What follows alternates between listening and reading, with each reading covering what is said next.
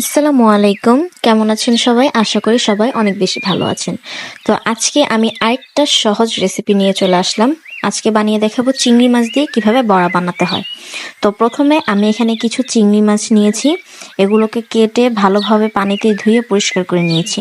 এখন এগুলোকে পাটার সাহায্যে মিহিন করে বেটে নিতে হবে। ঠিক এরকম করে।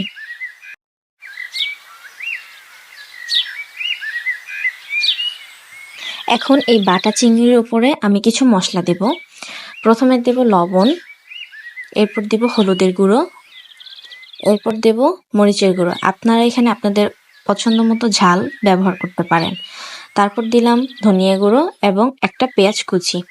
তো এগুলোকে হাতের সাহায্যে খুব ভালোভাবে মিক্স করে নিতে হবে।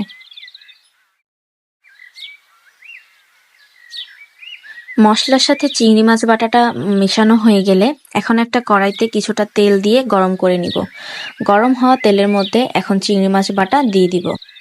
এগুলোকে কিন্তু চুলার জালটা একদম কমিয়ে তারপর ভাজতে হবে, না হলে উপরটা লাল হবে কিন্তু ভিতরে কাঁচা থেকে যাবে। ঠিক এইরকম ভাবে ভেজে নেব প্রত্যেকটা বড়া। তো আমার বড়া প্রায় রেডি। আমি জাস্ট শেষেরটা কিভাবে ভাজলাম সেটাই আপনাদেরকে দেখাচ্ছি। তো রেডি হয়ে গেল আজকে আমাদের এই সিম্পল রেসিপিটি, চিংড়ি মাছের বড়া। চিংড়ি মাছ যারা পছন্দ করেন তারা অবশ্যই বাসায় ট্রাই করবেন। এটা দেখতে যতটা সুন্দর, খেতে তার থেকেও বেশি মজা। তো এটা কিন্তু আপনারা বিকেলের নাস্তা হিসেবেও কিন্তু পরিবেশন করতে পারেন মেহমানের সামনে। এটা কিন্তু টমেটো কেচাপ দিয়েও খেতে খুবই মজা। এই সিম্পল রেসিপিটি দেখার জন্য আবারও সবাইকে অনেক অনেক ধন্যবাদ। ভালো থাকবেন সবাই। আল্লাহ হাফেজ।